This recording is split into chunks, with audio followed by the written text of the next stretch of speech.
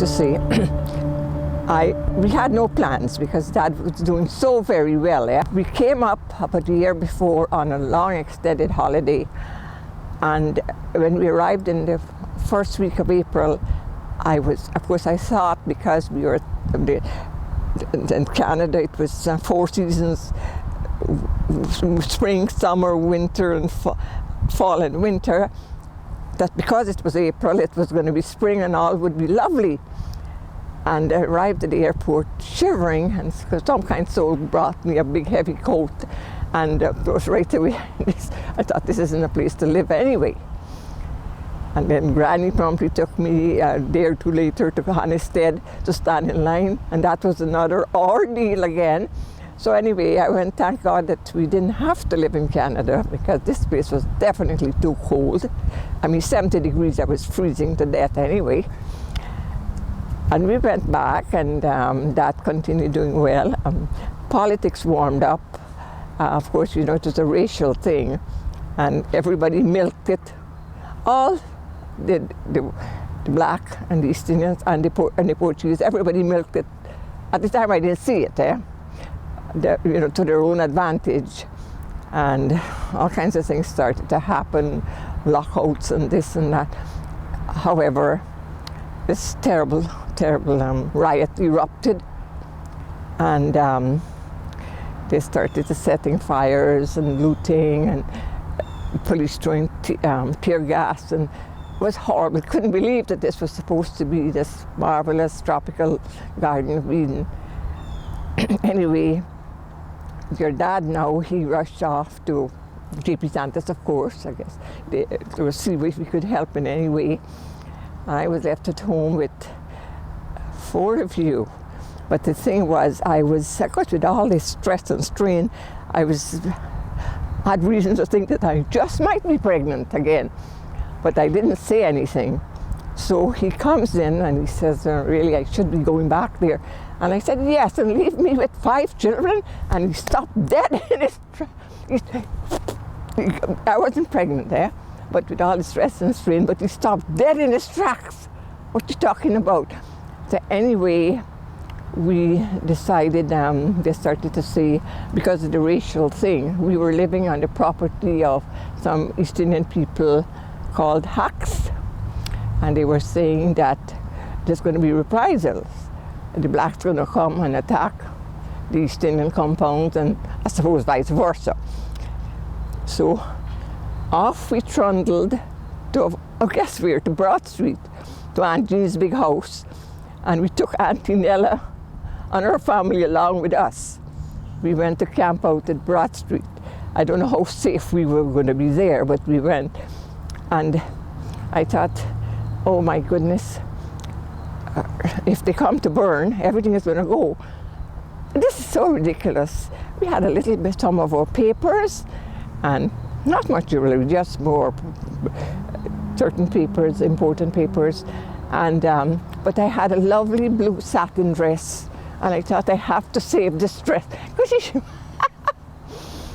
And Gerard was a little puny baby, and my neighbor said, Auntie Elsie said she was so touched when she saw me leaving with this baby, you know. I didn't realize how pathetic we looked there. And we went there, and eventually, I guess the JP Santos was burnt, I think, and all the big, beautiful, beautiful department stores and everything. And all this looting started, and it was a horrible time. And, well, they sent in troops. These guys came, you know, they couldn't even understand what they were saying. The Welsh Fusiliers and people like that. We couldn't even understand what they were, but you couldn't congregate to chat. They would come and arrest you. Apparently they did that to Uncle Herbie. He saw a friend and stopped to talk. they charged him, because that was what they call it. It was like the riot act. You weren't supposed to do it, and stuff like that. So immediately Dad, but your dad said to me right then and there, he said, you still don't want to go to Canada? Well, when he said that, I couldn't say anything. I realized there was no choice because things were bad. And so immediately got grandfather to start the ball rolling. And Uncle Everett was here too, and he was very gracious and stuff like that. He even offered us we could stay at his place, but that was out.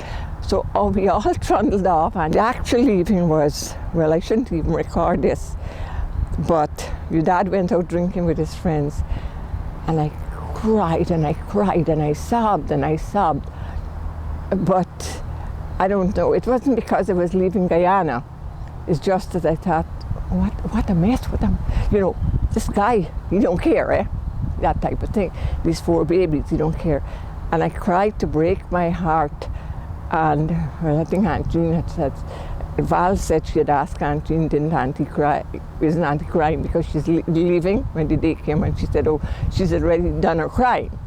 So I did my crying. I think Auntie Jean brought me a warm drink, and next morning I got up, and of course, got all of you together looking like refugees if ever. You were okay because Dad got you a suit made, but poor Gerard hardly had anything decent, but he was a sweet baby, he didn't mind. And everybody went to see us off, and of course the hostess said you could let him crawl in the plane unless I'm serving. But he was having a good time. He didn't care about eating or anything, and he was in a mess because somebody had given him chocolate, and he was all even now I think Auntie Jean remembers that.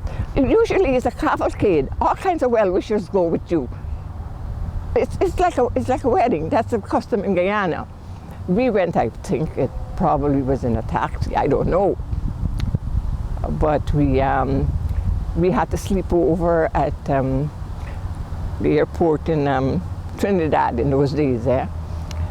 And then next morning we left and we came and arrived back where we were like sardines in Samba Drive. I remember counting, it was 18 of us.